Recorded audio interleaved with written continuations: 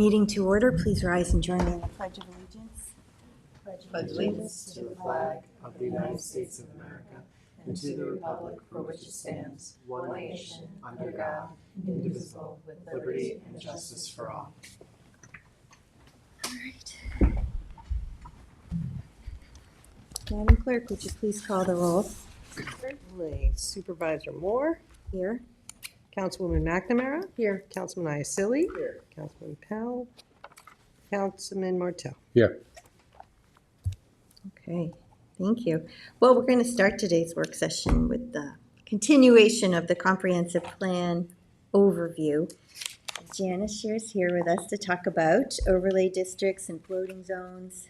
Yes, thank you. Good Talk about morning. how- Thanks for having me. Good morning. I put a few things on slides just to help guide the discussion, just sort of visual, but you know, it's really just to have a conversation. Just push forward. Is that how it works? Is this thing on? Sure. Oh, no, it isn't. Sorry. Okay. So, you know, obviously we all know that zoning began in the town in 1957. So when we look at COs, we're always looking at, you know, that you know, if it was predating zoning or if it's, you know, consistent with zoning. And the zoning is largely when you look at the patterns of development in our town or any other town, and really that is what's laying out those patterns is the zoning, but the underpinning to all of it is the comprehensive plan. So that the zoning is valid once there's a comprehensive plan in place or a well thought out rational basis for having zoning, for an action that you're taking, for a use, a land use. So this is all based on land use law. So, you know, we all face the issues related to growth and change, and that is hard to predict. We don't always know what's going to come in the future. So these techniques are meant to provide you with some tools to allow for creativity and to allow for future unforeseen, you know, and not in a bad way, but just uses that you don't know that someone's going to want to do. The markets change, things happen. So it's nice to have some tools to know that, you know, you can change from one thing to another without changing an entire zoning every time. And then that may or may not work. You know, so this I just took from the states. You know, there's a great document online, which I'm going to give out to everyone after this, but it's called Creating the Community You Want, Municipal Options for Land Use Control. And this is Department of State creates these publications talking about, you know, sort of how to get to, you know, what do you want? What do we want? What someone in Hampton Bays wants may be different than what someone in Watermill wants, right? We always face like, well, you know, it's different. So that's why we do Hamlet specific plans so that we could talk about the things that people want, you know, in that hyper local way. So these are, you know, some techniques, you know, regulation, obviously, local laws, public spending, and, you know, what you're putting your money into. If your goals are, you know, let's say more recreational facilities and you put money into that, that's, you know, what your priorities are. Land acquisition is very successful here. Private techniques for preservation, that may be like a conservation opportunity subdivision where someone only subdivides a portion and leaves 80% of a piece of farmland for farming.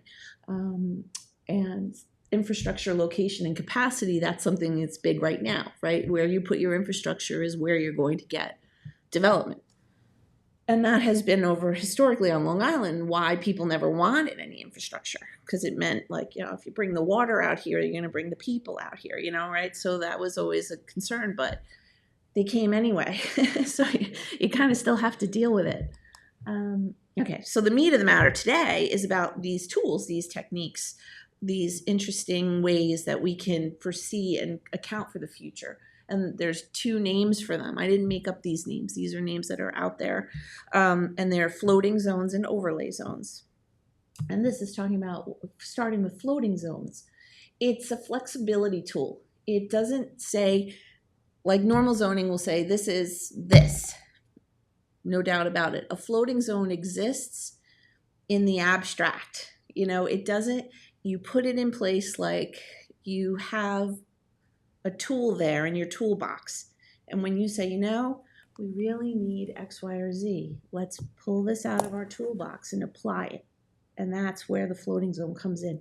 It's not there yet, but the concept is there. So is it fair to say it's almost like a secondary zoning that exists only until there's something that aligns with that secondary zoning that comes before the board? Exactly. So you don't attach it to a particular parcel until a proposal is approved. So someone can apply for it, but it's still like at your discretion whether or not you say, I want to put this here. And so it's a zoning action, it's a change. And that gives you more discretion and more accountability. And so it's nice because you could say, you know, I don't know, make up a use. I think of any kind of use that you might say, well, we want to have, I'm sorry, I'm drawing a blank here. Best. There you go. Well, that was a little different, but yeah, you said best, and you said it can only go in industrial zones. But let's say you put it as battery energy storage could go in any zone, which nobody wanted, but if the zone met these criteria, and you would then have the criteria laid out and say you could consider it if by being more and when. more stringent. Right. If and when are like the ideas here. Like if your parcel is over 2 acres or 5 acres or 10 acres, if you're so situated that you're, you know, these conditions, you're nowhere near a house and you're over, you know, these things, you could put those in these floating zones. And then when someone says, well, I want it, they'll come in inevitably to see you or me, someone who owns a piece of property, and that's what they should be doing. What can I do here? But there's already a lot of floating zones in existence, right? Right. How many would you say? Oh, I getting was ahead gonna of go a little you. bit. Yeah, so I have Sorry. examples. Our multifamily, that's the biggest one you deal with, right? The multifamily category. We have affordable housing, senior citizen. These are zones that are not anywhere until you place them somewhere. An overlay zone is a little different, and they're used interchangeably, but if you really want to be like academic and technical, they're kind of different. But an overlay zone is like, it cuts across all zoning districts, and it says, you know, the aquifer is important in all of these places. So it's aquifer protection overlay district, overlays on top of all the categories, and you have clearing restrictions, and it doesn't matter if you're 1 acre, half acre, commercial, whatever it is, you've got these restrictions placed on you. Usually the APOD is not in commercial areas, but anyway, you know, or like the cultural resource protection area in Shinnecock Hills. That's an overlay across all of Shinnecock Hills that says this area may have importance, or may have the, you know, prehistoric artifacts, or hopefully not, but like may have grave sites or something. So this is an important area that we need an extra layer of review, an extra level, floodplain, you know, things that are like usually environmentally sensitive have these overlays. Central Pine Barrens, that's technically an overlay district. So that is what we're talking about when we kind of use that distinction. Floating zone is like a zoning action, and the categories exist in the abstract. They exist, and they have parameters, and they've been laid out by boards before you. And I would note that we'd like to come back and amend some of those, like affordable housing overlay district. That's a very old one. That's not, you know, 2025 worthy, right? It's got a lot of remnant things in there that we'd like to amend. But they exist until someone comes in and they exist in a way that says you can't even do it unless and until, right? It has these parameters, but someone could avail themselves. So is their right to apply and come and petition you and say, I would like to build these senior houses in this location, and it's allowed by this SC 44 floating zone. Can I have this floating zone placed on my property? And then we go through it. The courts have said you have to look at it like a zone change. So people get upset over that part because it feels like you're changing the zone. You're allowing something that it was not there before and now it's here.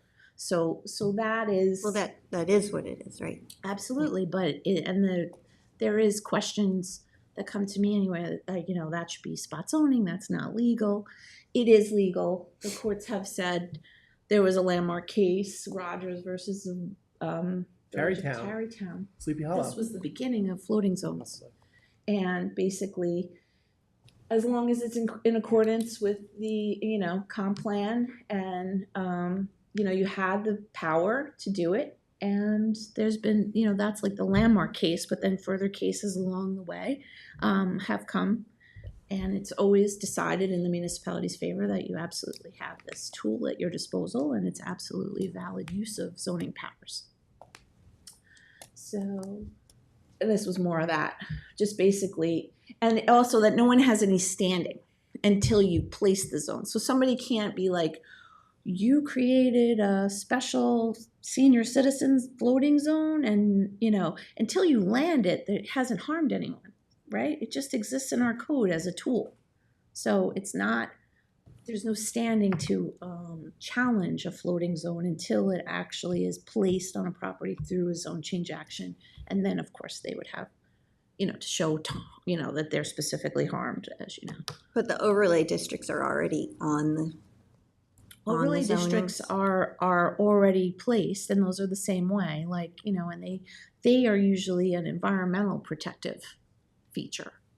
But we use the terms here interchangeably, right? So we often say senior housing overlay or multifamily overlay, because we say that because the underlying zoning is still there, but technically they're floating zones. So I hate to be confusing, but there is a distinction. I don't know if I had anything else on Well, here. is it that Once it lands though and the zoning is changed, that's the zoning. So And then it's you'd have not to still kind of- existing underneath what Correct. it used to be. But with the overlay it is. You would have to come You'd back. have to come back and change it back. And change it back. But it's not, when Or to we used to something have else. PDDs, the old zone would go away. It does, It it still does. does. Once you land a zone like that, that's the zoning.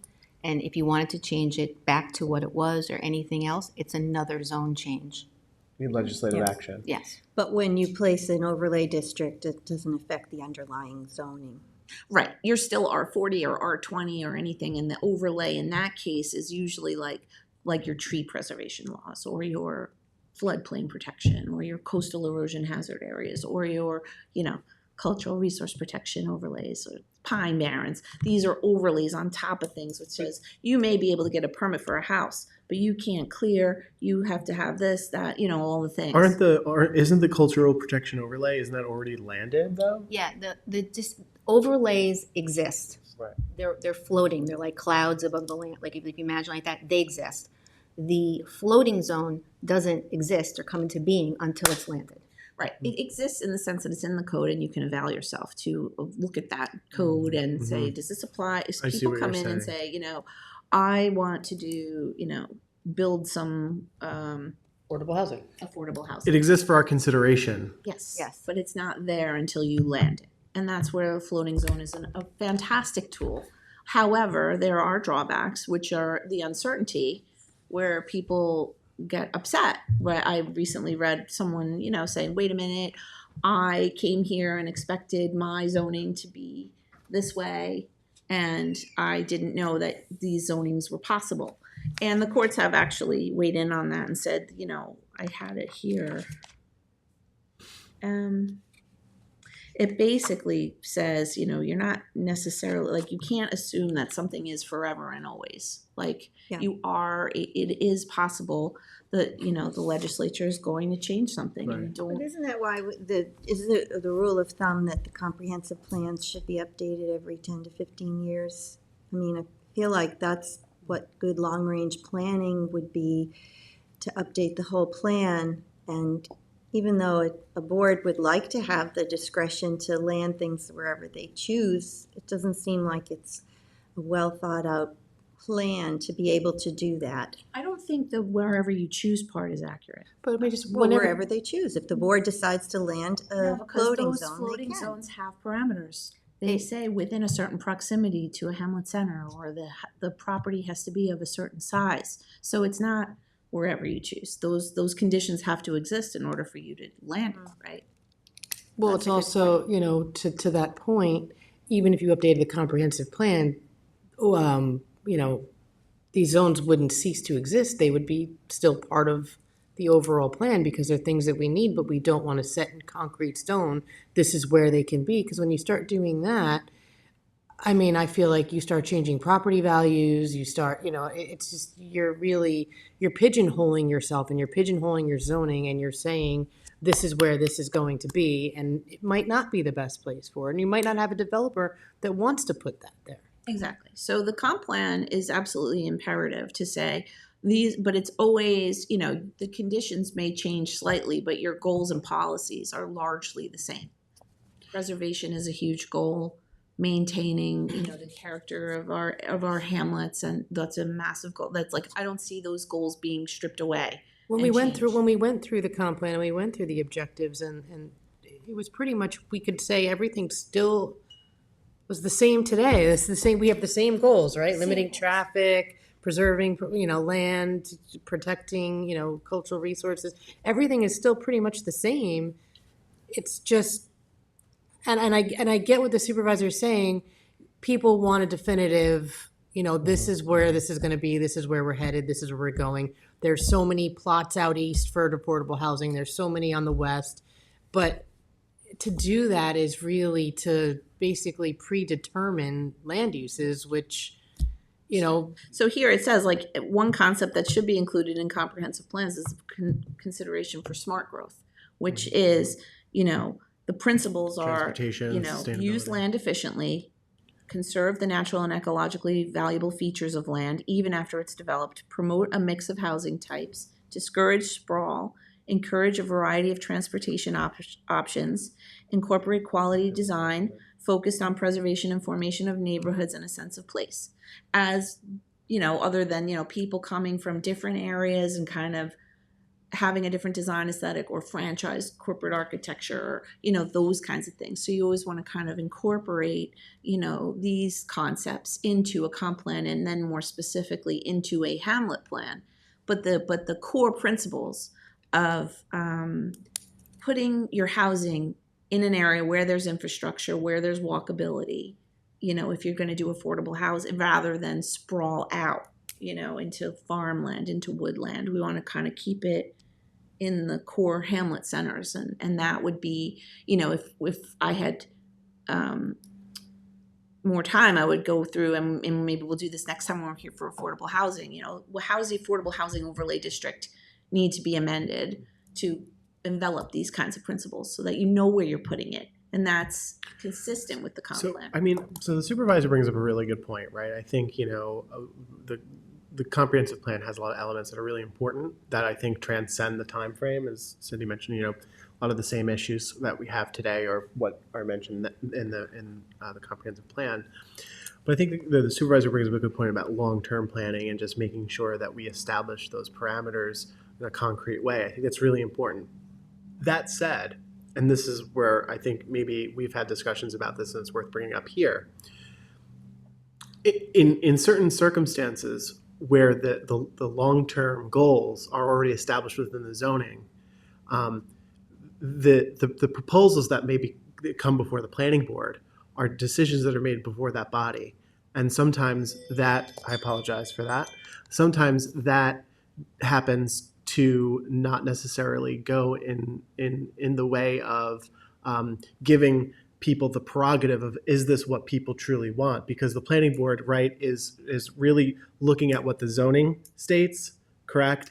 And that's it, that alone. In this respect, what you're talking about here, if we are to adopt a more comprehensive, for lack of a better term, overlay, that's giving the board perhaps more of determination, discretion over what comes before us, right? Absolutely. As that's a town. your discretion. That's what the beauty of it is. But That is the beauty of it. it's just inconsistent with the way that I was always informed that you're not supposed to change zoning if it's inconsistent with the master comprehensive plan. And this is allowing us to do that. You're really, though, I don't know, I thought what we were doing was I thought you wanted to update the comprehensive I plan. do. Yeah, I So do. it's thought of as your playbook, right? Your rule book. Right. It should be, though, also thought of as a living, breathing document. Yes. That over time, whether you do little things like little individual changes of zone or little individual districts, or you decide to undertake an entire overhaul of the whole thing, which would be done like you, maybe every 10 years, like you suggested. That is correct. That's how you look at it, and it's your playbook. It's Right, and it's not just general concepts, it's specific recommendations that come forth in a comprehensive plan, isn't that right? Yes. Yes. So, and then what you're supposed to do is then look at the zoning. After you adopt that whole plan, you don't just put it aside, you make zoning changes based on that plan to implement That it. plan will recommend But that and show plan what the zoning should recommends- be. And I'm not disagreeing with you in any way, but I'm not saying that floating zones are inconsistent with the comp plan at all. They're helping you implement the comp plan. Where you land them should be consistent with what Part of your the- goals are in the comp plan. Part of the comp plan is the That's need for whole affordable point of housing. all of this is to do it that way. So if you say I have senior housing, someone came in for senior housing on a piece of property and the comprehensive plan says we are needing senior housing, then you would look at it and say, okay, does this make sense? Is this so situated in a way that will accomplish our goals for senior housing and the other environmental goals for, the environment? Like, can we coexist with the environment where people are part of the environment?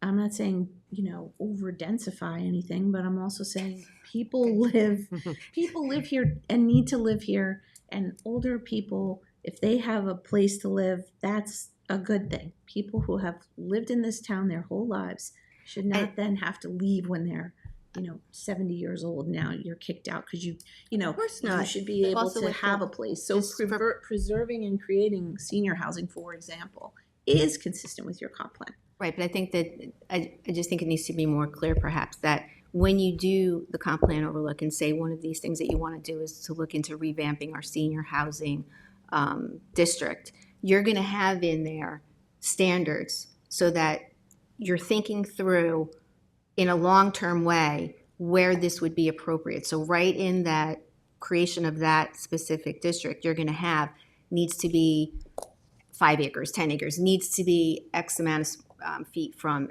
X, needs to have transitional yards, needs to have, that's all going to be in there, growing. It's going to be living and breathing so that when you place it, it's a well thought out already zoning that you're placing. Which we have. So we have SC 44. Could any of these be amended and better written? Probably. They're What's SC 44? senior citizen. 44 is So are you referring saying to the that- size of the parcels. Are you saying that the overlay zones are essentially, those would be established to help us implement the comprehensive updates? Correct. Yes, Yeah. absolutely. It's an That's the point. update of your, it's Okay. really an update, the comprehensive plan is an update of your priorities and goals for the town and what you want to see. And Right. as things evolve and change in terms of uses, you can't account for everything now. And now we have different uses that might have been considered noxious in the past. You don't want anything. Right. But now, because of the way things have evolved, it's not so bad. And maybe you can, blend it into other things. Like there's just evolution. It's also looking at current day needs, right? Now that we have the CHF and there is this great need for affordable housing, does that overlay zone change to allow it to be not so stringent on where it has to be placed, but allow it to branch out some to give you more areas in which to put it? Right? Or do you want to be, let's put it only in these locations that make the most sense for our town, and so that way everybody who, you're looking at this woodland next to you for 30 years and the next thing you know, it's got a huge affordable housing thing on there and it's, very far away from the Hamlet Center, it's sprawled out. You could say, no, I don't, the plan here is to make efficient use of properties, locate in places where there already is infrastructure, maintain the environment and character. You're always looking to hit all the points, not just one point. So you want, so each one of these overlay districts, if someone comes in, when you set them up, they're already set up for you and you get all these applications and you're maybe thinking, why is this happening? Why is everybody asking to change these zones? They're not, they're asking to apply these floating zones. And there is some unpredictability there. And but there's also, there's two sides to this, right? You couldn't possibly, like you were saying, Councilwoman, you can't possibly plan for every last use that someone's going to get in their mind that they want to put in there. They have their own business ideas, their own financing, their plans, and they're going to want to come in and propose something rather than you tell them what they're going to do 10 years from now. You don't know what they're going to do. So you have to be able to have something to account for someone coming in, and those things should be aligned with the comp plan and be in a set up in a way that you're comfortable when someone comes in and asks for it, that it's the criteria within the floating zone is consistent with what you want and what each hamlet wants. Most people don't want anything, and that's the problem. Oh, it's like when so we that's it's where like it when all we falls limited. apart, because you can the best laid plans, and somebody just goes, we just leave everything the way it is. But that's life is dynamic. But on the other side of that, like we were very specific with cannabis, right? Cannabis can only exist in highway business, and then people are now saying, like, didn't even know this was highway business. Why is this highway business? Because if you look at the zoning code, highway business, there are a long list of things that can live and exist in highway business, and people don't want all of those things necessarily, but they're permissible, they're allowed as of right. Right. And I think that's the biggest takeaway here, is that if you were to say, okay, well, we'll just make it a special exception, whatever this so-called use is, and go to the planning board, and you can create those criteria. But if you want more control, then it should come to this board, because you're the one that would say, we're not even we're not even considering this. Or, yes, this makes sense to us. And then you entertain it, and you get public input, and you make a decision. I think it should come to this board because we are elected officials and we are more accountable to the people than, say, the planning board. They're appointed by us, yes, but it gives us that layer of, well, it's them, it's not us. Whereas if things that are controversial or questionable come before this board, people can say, hey, wait, I elected you to represent me. This is not what I want, and therefore I don't have to vote for you again. Right. So there's that, and that's important. I mean, so if you create a special exception standard and someone comes before the planning board, first of all, those special exception standards can be varied. Somebody can go get a variance, and then the planning board can't do anything about that.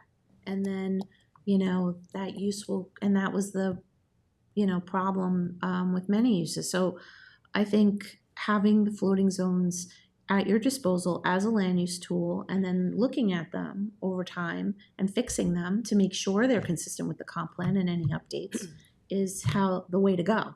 And then from there, you can create new ones. My concern is, and I'm not referring to anybody here today, but I feel that, there have been instances when it allows the board to overlook or, do something that wouldn't necessarily be allowed. And like maybe a housing is not within a mile of a downtown, and maybe there's no public transportation, and maybe it's quite dense for the area, but the board approves it anyway because they can put that floating zone there. And that's what concerns me, that of course as a board member I would like to have flexibility, but I just don't know if it's the most prudent thing in terms of long-term planning. on the flip side of that, you had Bess, which was a special exception, right, which went to the planning board, directly to the planning board, it bypassed this board because it was a special exception. And you had the planning board saying, our hands are tied, this is in our code, it's allowable. And then the public brought it to the board for a moratorium, citing all these safety reasons and issues. And the board had to take another look at it, and therefore, we started the moratorium, we did the whole thing. But as a special exception, it went to the planning board, and the planning board kind of was like, no, it's an allowable use, we're just meeting within this, and it is what it is. And I thought this board wrote the code, and, now in hindsight, we should have put a cap on the size and the locations, but we didn't. The planning board didn't come up with that, right? It was done as a special exception, but using that special exception in the zone code, they went to the planning board with an application. They didn't have to come to, it wasn't a floating zone, therefore they didn't have to come to this board and have us elect to consider to place that best there. They didn't, But this board adopted legislation, unless I'm confused. No, this board did adopt the Yes. legislation, but they didn't adopt a zoning district. They made it a special exception use within certain zones. So once you met those special exception standards, you didn't have to come here. You went straight to the planning board. I think what you're voicing, when you're saying the board can ignore, it's supposed to be with one.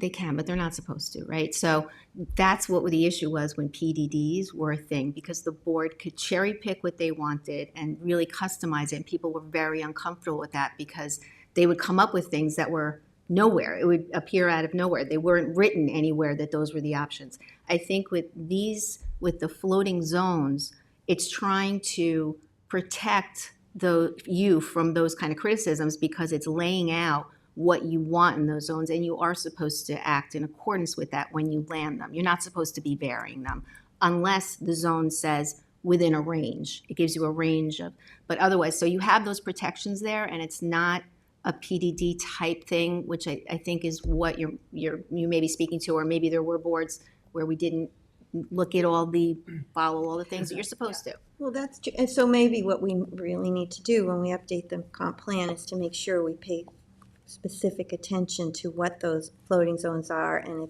you said it, if we need to tweak some of the parameters I think now so, yeah. in light of changes in the. When you're talking about now being near transportation, county does on-demand bus service, so pretty much almost everywhere is near Great. transportation. Great on-demand service. Well, look at the one we just talked about last week. You have a 5-acre zone, which only allowed so many houses, but now they're asking for 34 rental units. That's not consistent with the zoning, but the MF floats, and you can land it there by saying, well, it's right by SYS. It's close. It's just on the edge of half mile to the downtown. So you'd make findings to justify why this makes sense, even though technically the zoning is a 5-acre zone. It has on-demand bus service. It has on demand. So you would then in your, if you were favorable to this, you're going to consider it, and there's going to be SECRA, we're going to look at all that. You would make those findings and say, well, and the public good outweighs, and you're making that balancing act, the environmental, social, and economic considerations come into play. And so even though, like, that's the thing about, the zoning from 1957 or even 1985 or 2000 is not the same as what you're dealing with in 2025 or what future boards will deal with in 2050. But I think it's really important to and I think I'm glad that PDDs were brought up, because I think it's important to differentiate the fact that what we're talking about here is established secondary requirements. It's not just like a arbitrary thing. Correct. As Christine, you highlighted as what PDDs might have offered the board. This is much more. This is much more established within what you're saying, the comprehensive plan. Yes. Although, as the person that worked on PDDs for many, many years, the one thing you're missing is that you don't get offsite or public benefit. You don't have incentives anymore. The PDD was an incentive zone. So that's a different tool entirely. And that was attractive and that to was the community part. benefits. It Right? was the community benefits and the offsite contribution. But it's also what led to people thinking it was like a pay to play, like Yes. depending on, it was, Yeah. whatever you came up with. But that was the difference with that. So that's another tool, and it's called incentive zoning. And you could create a different kind of incentives. The idea, and in the Hamptons, this isn't as important, right? Because there's it's well established developers who have the incentive is just the people who live here and are going to avail themselves of things. But in other places where they're trying to attract economic development, they need someone to come and invest. Their place is disinvested. Those incentive zones make sense in those places. Here you didn't really need that, because if you want a sidewalk, you'll just put it in your budget to build a sidewalk, right? So, but in a place upstate somewhere, they don't have that opportunity.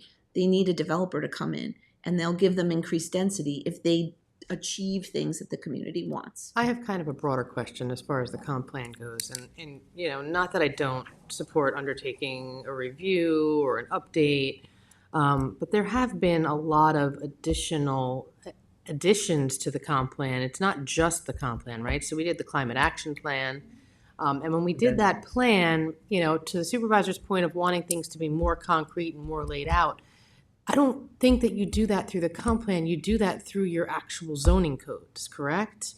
Well, the zoning is only valid if you have a comp plan, it's based right? on- So Well, we would zoning- still have our comp plan. But it has to But you need to jive. support You that. can't just have But- zoning that doesn't, But that you conflicts with could the master A plan. nice undertaking would be, let's just look at all the policies and things from the comp plan, confirm or say, well, this is not relevant anymore. No one even does that anymore. This is from, which isn't really there, but you can say these are confirmed things. These are our policies. This is 2025, 26, whatever the year is. Are these still our goals? And then you look at your zoning code, to your point, and say, is this reflective of what we say we want? If you say you want affordable housing and every single code locks somebody out of building anything other than 2 units, then it's not consistent. And that doesn't make any sense. But so to that point though, of the actual plan and it following zoning, when the climate action plan was done, I remember this quite clearly, we took everywhere in that plan where it said shall, right? And we changed it to may and should, because we didn't want to lock future boards into having to do what that plan stated. It was it became a Recommended. recommendation, so we removed shall from everywhere in that plan so that we wouldn't tie the hands of future boards and future zoning. It's still part of the plan. It's still part of the plan, yeah. So, I mean, that's my whole thing. So the comp plan is pretty much like recommendations, and your code is the code that is in place based on those recommendations. Correct. Yeah, but you have to have that underpinning, that priority. Like if you say, our priority is X, Y, and Z, and instead your code is implementing A, B, and C, they're not, I mean, because the comp plan itself is still pretty much, when we were going through it, it's all the same theories and ideas that we had back when.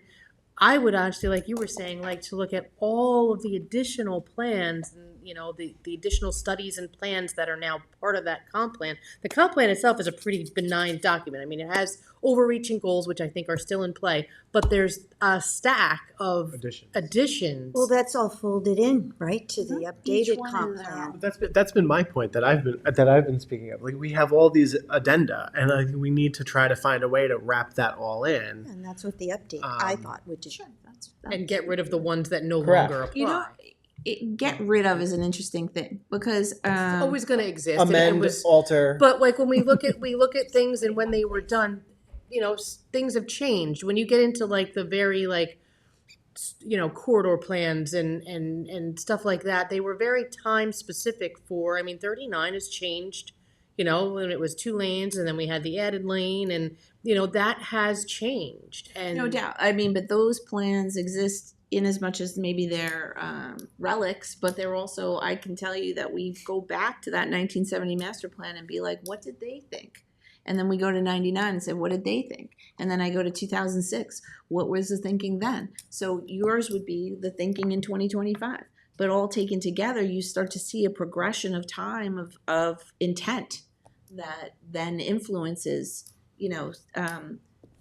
we joke around and say, we start out, the earth cooled and then there was the colonists and then, because we have the history back to literally 1600. We can go back to 1640 and see the settlement pattern from, right here in the village and it's just moving forward. So I think those things exist then as academic, reasons to be like, what did they think they wanted back in 2006 when they did that plan?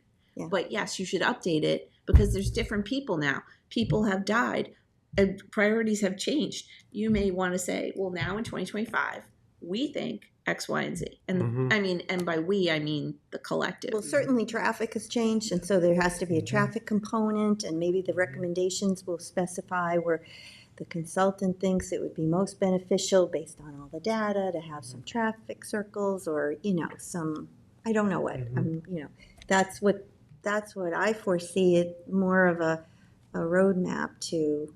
Right, and we have those roadmaps, but the interesting thing is that we get them and they get done, and then everybody has a new idea about what to do, and no one really wants to go back in that plan and say, what was the implementation? Well, that's it. You have to implement them. Part of it is political will. I mean, it's really about, here are the goals, here are the recommendations. Now let's act on them. I mean, have to act on them. Right, we have to take action on some. And we spend the next year just acting on all the implementation items of the previous comp plans, and that would be a lot. Yeah, but maybe we want to evaluate it because it's 35 years old. Maybe that's a good next step for our work session is what are those action items, and we should evaluate them as a board. Yeah, or that you would do that in the comp plan update, obviously, this to the supervisor's point. But yes, we can implement, like you had this recent Hampton Bays highway business implementation that was in a plan, and I read, in the paper, like, oh, this should be a lesson to you to implement it sooner or something. And it's sort of like, we're at the ready to implement whatever the board wants to work on. Right. So the implementation has been the Riverside story, right? That's like 10 years in the making from a comp plan. We've been working on implementing that. You are doing implementation, right? You're putting in things that our recreation plan said. You're doing things that are absolutely coming out of the comp plan. So it's just a matter of what do you want to focus on and what priorities do you want to set? And doing the update helps focus you in on that. Well, we did put money in the budget last year for the, for the update. And then there's a new grant. I don't know if it's new, but I just saw it that Jennifer Messiano mentioned to us about comprehensive plan funding from the state, and it's a lot of money. So, but she said you need to have something to submit for the grant. You can't just say we want to update our plan. So what she was suggesting is that we come up with what would the parameters of an RFP be? Okay. Is that something that we can work on internally? I say we, even though it's really you. But we don't need a consultant to just come up with the RFP. I mean, and I think you sent me something else already that had, maybe topically what we can the do that. RFP would include. Sure. So I just see the floating zones as a way for the board to react to current situations and needs that we have throughout the town. So every zone lives on its own, right? It's not setting a precedent if we zone for a water park. And now everybody with a 5-acre parcel thinks they could put in a water park. That's not true. Right. They all have to request the floating zone. They all have to go through the process. So we're not really changing the zoning. We're just filling a need or filling a certain, area that we have a need. So, I think it's a good tool to have in your back pocket. I don't know if we want to use it very often, but I think it's something that we should have the ability to do. Great. And I think that in the case of the recent conversations around the Bordy Barn switching to a hotel, it would be better suited to have an overlay zone for the hotel that they can apply for versus everybody, because when you enact a zoning, like a special exception, it has to be equally available across the board, and that would open up a lot more parcels. So downstairs, we were just looking at, I think it's a better option to create a floating zone for that purpose. And, if that, versus having 50 different people, and like you say, on the merits, if somebody else wants to apply for that, and they're so situated that, with the conditions we place on it, they could, but it's not just like an open But how do we then, floodgate. how do we evaluate without, if two applicants meet the conditions, how do we say yes to one and no to another? Every single one stands on its own. They're discretionary. So it's not the same as like a zoning board of appeals and a precedent. It's not. It's a zoning action, and that's the beauty of it. As long as you're looking at them similarly and you're holding them to the same standards similarly, you can make whatever decision you feel is best.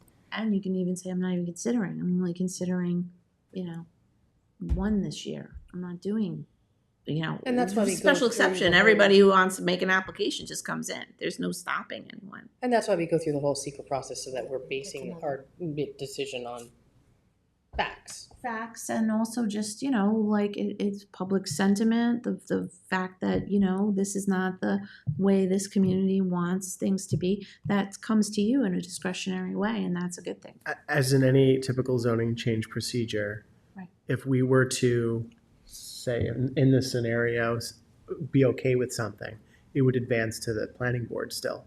Yeah, because you're improving it in concept. We ask for a lot of information because the public hearings happen here And that would trigger secret. and trigger SECRA, and in that case, you'd be the lead agency. But, technically, the planning board, it's just really, a zone change is supposed to be a conceptual plan, and the planning board then gets more specificity when they come there. With PDDs, we would zone it out. We would literally write the zoning around the whole thing, and they would be like, why even come here? I remember John Blaney being like, what are we picking out the flowers? Like he didn't, they didn't appreciate that. But that was, it was very, very specific. Here now with floating zones or any other zone change, it's conceptual. And then the details get finalized at the planning board. So we have light industrial zoning. If somebody came with and wanted a floating zone for light industrial, that's something we would incorporate, or we would change the zoning. Every floating zone is landing it is a zoning change action. The action of landing it follows your normal procedures of 330, 185. But we don't have any light industrial floating zones. So we're missing a couple. So when we do this update thing, I think we're missing a few. We're missing like this hotel one, which I'd rather do sooner than later.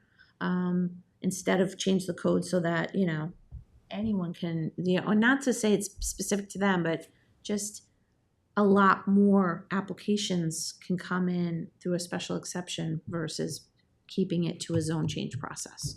And you can equally evaluate them and not stopping anyone from making that application. But so we don't have, say, what you're talking about. But we it's a could. special exception is different from a floating zone, right? A special exception goes to the planning board, which is more of a confirmatory board. Do they meet the standards, yes or no? That's really it. There's not a lot they can do to deny things if they meet the standards. Very hard. Versus your board, which is discretionary, you say, this doesn't make sense, or I don't, the community is against it. It's a zoning, it's a zoning change, which is discretionary, and it's set up that way for this very reason, that you are accountable to the community. And if you don't want to do it, you don't have to. Where the planning board, if they meet the standards, they really just don't deny it. And we can't change the zone just in that one area, because I think, we all think that a hotel at that Hampton Bays location would be great.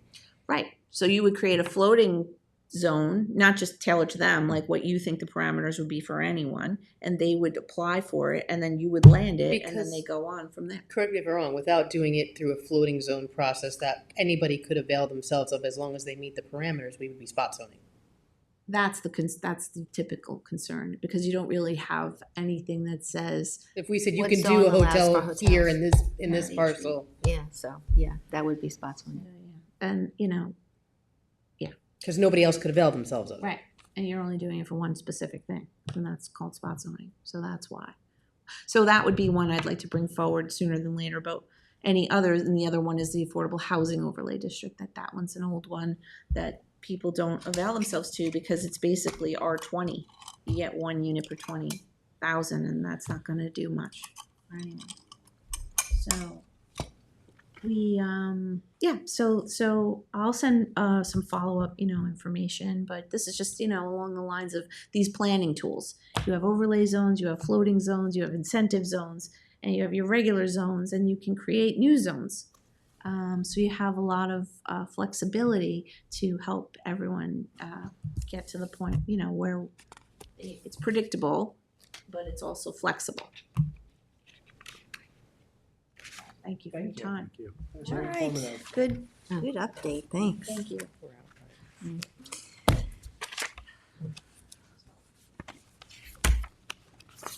All right, so that brings us to the supervisor, town council members, liaison updates. Rick, let's start with you this week. Yeah, so I just have one today. I just want to mention that our next to last concert in the park is tonight in Good Ground Park. It is sponsored by the Irish American Society. There's a special appearance by the pipe and drum bands before the concert, so it should be a good night.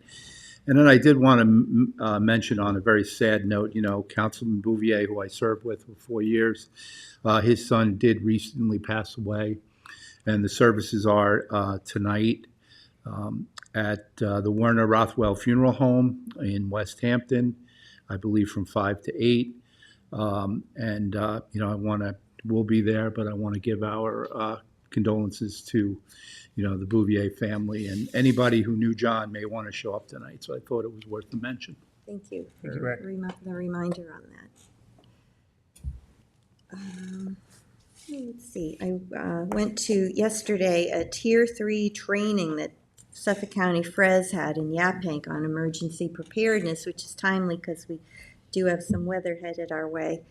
And Ryan Murphy went, Chris Hansen, Tara Farrell, and it was just an overview of what you need to be thinking about. And and I'm sure we all feel that our first obligation is the safety of the public, and so I'm grateful that we have a team in the public safety department that's so skilled at managing information and communications. That's really so critical. It's very chaotic when there's an event taking place and they need to be able to synthesize everything and keep everyone informed. And they do a great job of it. So I was glad to be there and get some more information. And as the storm hopefully goes off to the east, but I'm sure Ryan will keep us all informed of its trajectory. Very important. Yeah. So just a couple of updates. I've been working with the police department, Chief Kiernan, and our CTV team. We're trying to get the e-bike safety tips and information video up there. Just have a couple of things that we're working through. But we want to just get the word out. A lot of really interesting information has come out of this. Specifically, if e-bikes don't have pedals, it's actually not considered a legal e-bike. You really can't be riding them on the sidewalks. We've received some complaints from constituents that these e-bikes are becoming a little bit of a problem. You have to have a helmet, right? Of course, you have to follow all the standard rules and regulations of a regular bike.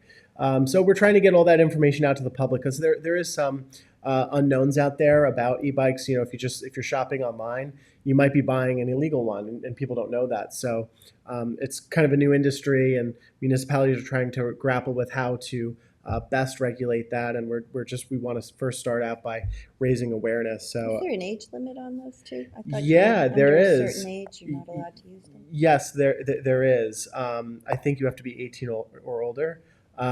So if you're not, you really can't be riding them. Michael, that's a great note. I mean, we've talked to the chief many times about that. It's becoming a huge problem. And with back to school coming up, I can just imagine, what's going to go on with them. And the scooters also, Yep. And then you take into account, you have to charge the battery and the storage and the fires that have been reported. It's a big deal. So I'm glad that PDs and you are taking care of that. Yeah, no, thank you. Yeah, it's and it's great that our CTV team is also working diligently too to try to get that out there. And so I thank everybody for the collaboration on that. Also, I was actually with Trustee Chip Marin yesterday at the Noyak Civic August Barbecue. It was really nice to see all the community. Everybody's very happy with the board. They're very happy with all the new water quality projects. Noyak is also happy with Trout Pond. So big thank you to the board from the Noyak Civic. So, and thank you to Chip Marin for also helping us, on some trustee related issues as well. Yeah, can I just mention real quick, the change in looking at our projects first from a town's perspective, from the water quality, has made a huge difference. The ability for the highway department and for the trustees to get involved with a lot of projects that never would have been looked at before is a tremendous use of the water quality fund. So I'm really happy with that. When I started on this board, it was very heavy to where it was pretty much all the water quality projects we were looking at were for the villages. And so we got a lot from residents about how, the villages, because they had people to write these requests and to request the funding, they were getting a lot of the funding. And, the fact that we're now looking internally and doing projects within our hamlets is great. Were you finished? Yeah, just a big thank you to the board for helping move that ahead. And I just had two follow-ups on two things. One was the e-bikes, that the electric assisted bikes with pedals are legal if you're under 18. It's the ones that don't have the pedals that are treated like, basically they're treated like a motorcycle or a moped. Correct.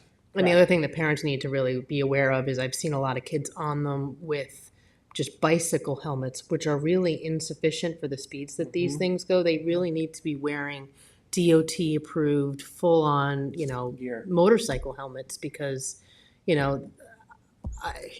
I'm so grateful that we haven't had any, major, there's been injuries, there's been, some minor things, but I really did anticipate this summer with the amount of these that are out there being more, safety issues and God forbid a major accident involving a child.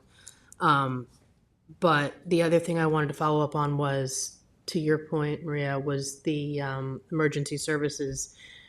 After the West Hampton, wildfires this past summer, we did give Ryan Murphy has the ability now to put out alerts himself. He doesn't have to go through CRC if they're not in on the weekend. So we did improve that, I believe, so that he can now, and PD can also put out alerts if they need to. So Yep, that's right.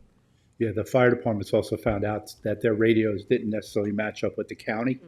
And now they've all gone onto the same system, so everybody can communicate with each other and the county at the same time without having any difficulties on that. Good. So Michael, on the CTV, if they're doing like a PSA on the bikes, is it something that they can put in a form that they can give to the individual schools to put out on their websites too? Yeah, That's a great 100%. idea. Yep, that's a great idea, Rick. Thanks. yeah, maybe the schools can push it out on like Parent Square, Right. send the parents a link to it. 100%. Yeah. Yeah, that's a great idea. I'll talk to. Because that's really who we need to get to. Yep. They're just finalizing the video, working with Chief to make sure it's good, and then we'll get it out there. Thank you. Yes, thank you. If no one else has any other comments, then I move to go into executive session to discuss acquisitions and confidential legal advice and then close. Second. All in favor? Aye. Thanks, everyone.